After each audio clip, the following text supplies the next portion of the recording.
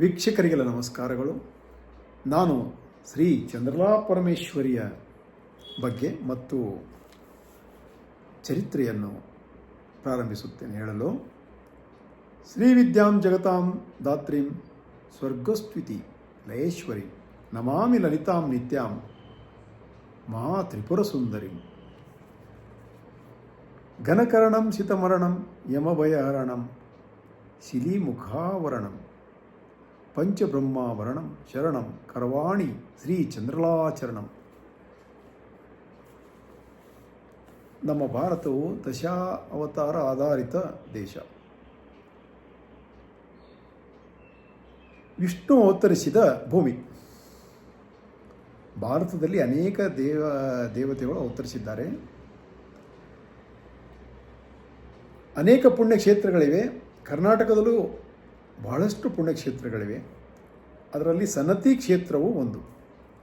ಇಲ್ಲಿನ ಅಧಿದೇವತೆ ಶ್ರೀ ಚಂದ್ರಲಾ ಪರಮೇಶ್ವರಿ. ಈ ದೇವಿಯ ಮಹಾತ್ಮೆಯನ್ನು ಅಥರ್ವಣ ವೇದ, ಸ್ಕಂದ ಪುರಾಣ, ಹರಿವಂಶ, ಮತ್ಸ್ಯ ಪುರಾಣ, ಭಾಸ್ಕರಾಖ್ಯಾನ, ಸಪ್ತಶತಿ ಪಾರಾಯಣ ಮತ್ತು ಮಾರ್ಕಂಡೇಯ ಪುರಾಣಗಳಲ್ಲಿ ಹೇಳಲಾಗಿದೆ. ಆದ್ದರಿಂದ ಈ ಕ್ಷೇತ್ರವು ತುಂಬ ಪ್ರಾಚೀನವಾದದ್ದು. ಸನ್ನತಿ ಎಂಬ ಗ್ರಾಮವು ಒಂದು ಹಳ್ಳಿ. ಇದು ಗುಲ್ಬರ್ಗಾ ಜಿಲ್ಲೆ ಚಿತ್ತಾಪುರ ತಾಲೂಕಿನಲ್ಲಿದೆ. ದೇವಿಯ ಗುಡಿಯು ಊರಿನಿಂದ ಸುಮಾರು 6 ಫರ್ಲಾಂಗಗಳವರೆಗಿದೆ. ವಾಡಿಯಿಂದ ರಾಯಚೂರಿನ ರೈಲು ಮಾರ್ಗದಲ್ಲಿ ನಾಲ್ವಾರ್ ಎಂಬ ರೈಲು ನಿಲ್ದಾಣ, ಅಂದರೆ ಚೆನ್ನೈಯಿಂದ ಮುಂಬೈಗೆ ಹೋಗುವ ರೈಲು ಮಾರ್ಗದಲ್ಲಿ ನಾಲ್ವಾರ್ ಎಂಬ ರೈಲು ಮಾರ್ಗವಿದೆ. ಅಲ್ಲಿಂದ ನಾಲ್ವಾರ್ ರೈಲು ನಿಲ್ದಾಣದಿಂದ 12 ಮೈಲು ದೂರದಲ್ಲಿ ಸನ್ನತಿ ಕ್ಷೇತ್ರವಿದೆ. ನಾಲ್ವಾರ್ ನಿಲ್ದಾಣದಿಂದ ಸನ್ನತಿಗೆ ಬಸ್ಸಿನ ಸೌಕರ್ಯವಿದೆ. ನಾಲ್ವಾರ್ ನಿಲ್ದಾಣಕ್ಕೆ ಮೇಲು ಮತ್ತು ಪ್ಯಾಸೆಂಜರ್ಗಳು ನಿಲ್ಲುತ್ತವೆ. ಮತ್ತು ಸನ್ನತಿಗೆ ಗುಲ್ಬರ್ಗ, ಶಾಬಾದ್, ಯಾದಗಿರಿಗಳಿಂದ ಬಸ್ಸುಗಳು ಇವೆ. ಯಾದಗಿರಿ ಸೌಕರ್ಯವಿದೆ ಬಸ್ಸಿಂದು. ಶ್ರೀದೇವಿಯ ಕ್ಷೇತ್ರವು ತುಂಬ ಪವಿತ್ರವಾದದ್ದು, ಜಾಗೃತ ಸ್ಥಳ. ಯಾಕಂದರೆ ಈ ದೇವಿ ಚಾಮುಂಡಿ, ತುಳಜಾಭವಾನಿ, ಬನಶಂಕರಿ, ವರದೆ, ಕಲ್ಯಾಣಿ ಎಲ್ಲ ರೂಪಗಳ ಶಕ್ತಿ ದೇವತೆ. ಈ ದೇವಿಯ ಗುಡಿ ಚಕ್ರಾಕಾರವಿದೆ.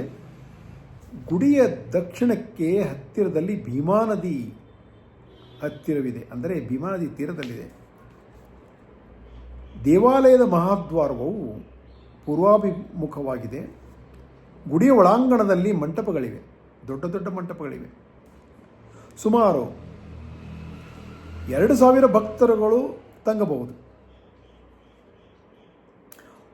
ಒಳಾಂಗಣದಲ್ಲಿ ಮಧ್ಯದಲ್ಲಿ ದೇವಿಯ ಗರ್ಭಗುಡಿ ಇದೆ, ಚಂದ್ರಲಾ ಪರಮೇಶ್ವರಿಯ ಗರ್ಭಗುಡಿ. ಅದು ಪೂರ್ವಾಭಿಮುಖವಾಗಿದೆ. ಉತ್ಸವ ಕಾಲದಲ್ಲಿ ಇಲ್ಲಿ ದೇವಿಯ ಪುರಾಣ, ಕೀರ್ತನೆ, ಪ್ರವಚನಗಳು, ಪಲ್ಲಕ್ಕಿ ಸೇವೆ, ತೇರು ಅಂದರೆ ರಥೋತ್ಸವ, ಹಾಗೂ ಗೋಪಾಲ ಕವಲಿ ಅಂದರೆ ಗೋಪಬಾಲಕರು ಮತ್ತು ಕೃಷ್ಣನು ಸೇರಿ ಮೊಸರು ಬೆಣ್ಣೆಯನ್ನು ಮಣ್ಣಿನ ಮಡಿಕೆಯಲ್ಲಿ ಹಾಕಿ ಅದನ್ನು ಹೊಡಿತಾರೆ. ಅದು ಒಂದು ಸಂಪ್ರದಾಯ. ಅದನ್ನು ಆಚರಿಸ್ತಾರೆ. ತುಂಬ ಸಂಭ್ರಮವಾಗಿರುತ್ತದೆ ನೋಡಲು. ಇದೇ ಥರ ಎಲ್ಲವೂ ಇಲ್ಲಿ ಪಲ್ಲಕ್ಕಿ ಸೇವೆ, ರಥೋತ್ಸವ, ಗೋಪಾಲ ಕವಲಿ ಎಲ್ಲನೂ ಇಲ್ಲಿ ಹುನಗುಂಟಿ ಅಂತ ಒಂದಿದೆ. ಅಲ್ಲಿ ದೇವಿಯ ಮೂಲ ಸ್ಥಾನ, ಅಂದರೆ ಅಲ್ಲಿ ಮೂರ್ತಿ ಇದೆ. ದೇವಿಯ ಮೂರ್ತಿಯನ್ನು ಪೂಜಿಸಲ್ಪಡುತ್ತದೆ ಅಲ್ಲಿ. ದೇವಿ ಹಿಂಗುಳಾಂಬ ಅಂತಾರಲ್ಲ, ಹಿಂಗುಳ ತೀರದಿಂದ ಇಲ್ಲಿ ಬಂದು ನೆಲೆಸಿದಳು ಹುನಗುಂಟಿಯಲ್ಲಿ. ಇಲ್ಲಿ ದೇವಿಯ ಪಾದುಕೆಗಳಿದೆ ಸನ್ನತಿಯಲ್ಲಿ. ಇಲ್ಲಿ ಇರುವ ಎಲ್ಲ ಕಾರ್ಯಕ್ರಮಗಳು ಅಲ್ಲಿಯೂ ನಡೆಯುತ್ತವೆ. ಪಲ್ಲಕ್ಕಿ ಸೇವೆ, ಗೋಪಾಳ ಕವಲಿ ಮತ್ತು ಎಲ್ಲ ರಥೋತ್ಸವ ಅಲ್ಲಿಯೂ ನಡೆಯುತ್ತೆ ಹುನಗುಂಟಿಯಲ್ಲಿ. ಶ್ರೀ ಚಂದ್ರಲಾ ಪರಮೇಶ್ವರಿಯು ಚಾಲುಕ್ಯ ರಾಜರ ಮನೆ ದೇವತೆ, ಕುಲದೇವತೆ ಎಂದು ಐತಿಹಾಸಿಕ ಉಲ್ಲೇಖವಿದೆ. ಇಂದಿಗೂ ಚಂದ್ರಲಾಂಬೆ ಅನೇಕ ಕುಟುಂಬಗಳ ಕುಲದೇವತೆಯಾಗಿದ್ದಾಳೆ.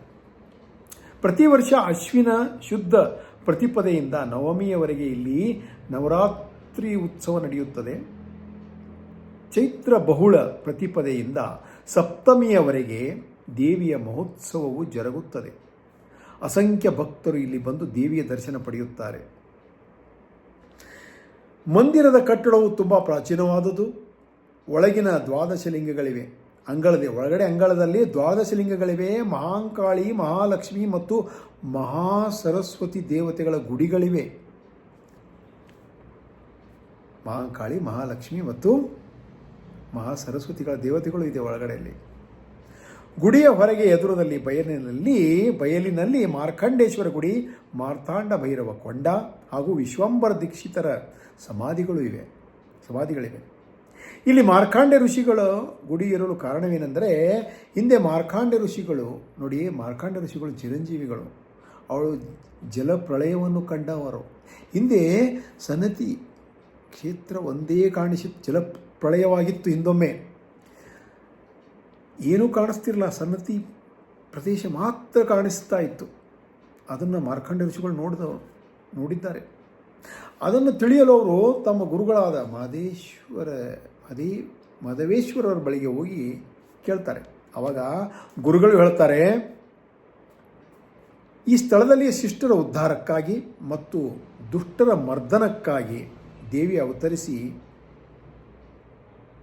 ಈ ಸ್ಥಳ ಜಗದ್ವಿಖ್ಯಾತವಾಗುತ್ತದೆ ಮತ್ತು ಇಲ್ಲಿ ಒಂದು ರೋಮಾಂಚನಕಾರಿ ಘಟನೆಯೂ ನಡೆದಿದೆ ಅಂತ ಹೇಳ್ತಾರೆ. ಅದು ಮುಂದೆ ಹೇಳ್ತೀವಿ. ದೇವಿಯ ಆರತಿ ಪದಗಳಲ್ಲಿ ಹಿಂಗುಳಾಂಬೆ ಎಂದು ಹೇಳಲಾಗಿದೆ. ಅಂದರೆ ಚಂದ್ರಲಾಂಬೆ ಹಿಂಗುಳಾಂಬೆನೋ ಅಂತಾರೆ. ಈ ಹಿಂಗುಳಾಂಬೆ ಅಂದರೆ ಚಂದ್ರಲಾ ಪರಮೇಶ್ವರಿ ಹಿಂಗುಳಾ ಪೀಠದಿಂದ ಬಂದವಳು. ಹಿಂಗುಳಾ ಪೀಠವಿದೆ ಎಲ್ಲಿ? ಹಿಂಗ್ಲಾಜ್ ಅಂತಿದೆ. ಎಲ್ಲಿದು ಅಂದರೆ ಬಲೂಚಿಸ್ತಾನ, ಪಾಕಿಸ್ತಾನ. ಮಕ್ರಾಂದಡದಲ್ಲಿ ಸಿಂಧೂ ನದಿಯ ಮಖಜ ಪ್ರದೇಶದಿಂದ 12 ಮೈಲುಗಳ ಅಂತರದಲ್ಲಿದೆ. ಉನ್ನತವಾದ ಬೆಟ್ಟದ ಕೆಳಗೆ ಹಿಂಗುಲಾ ಎಂಬ ನದಿ ಹರಿದಿದೆ.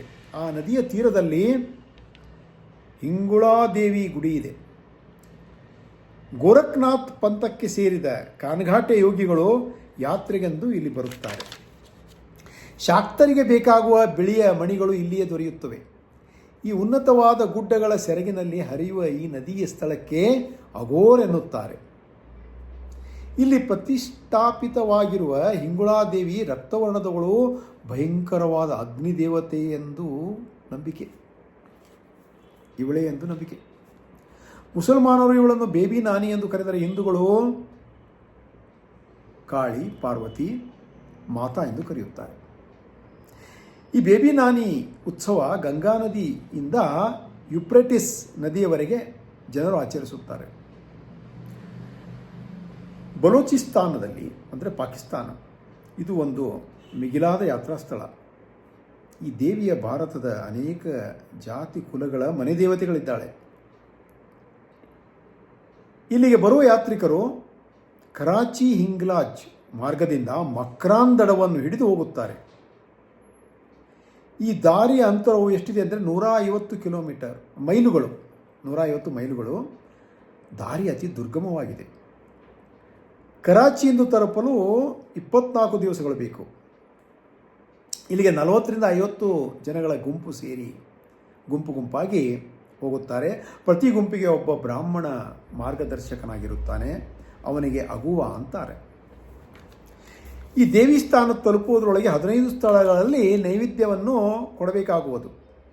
ತಿರುಗಿ ಬರುವಾಗ ಕೋಟೇಶ್ವರದಲ್ಲಿ ಬಲಭುಜದ ಮೇಲೆ ತಪ್ತ ಮುದ್ರೆ ಹಾಕಿಕೊಳ್ಳಬೇಕಾಗುತ್ತದೆ. ಉತ್ಸವದ ಸಮಯದಲ್ಲಿ ಇಲ್ಲಿ 3-4 ಫರ್ಲಾಂಗಗಳವರೆಗೆ ರಕ್ತ ಚೆಲ್ಲಿ ನೆಲವೆಲ್ಲ ಕೆಂಪಾಗಿರುತ್ತದೆ.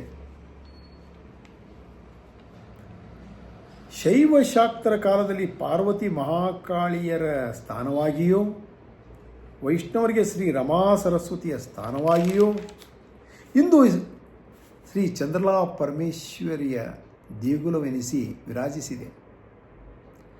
ಈಕೆ ಶಂ ರೂಪೆ ಎಂದು, ಶ್ರೀ ಎಂದು, ದ್ರೌಪದಿ ಎಂದು ನಂಬುತ್ತಾರೆ.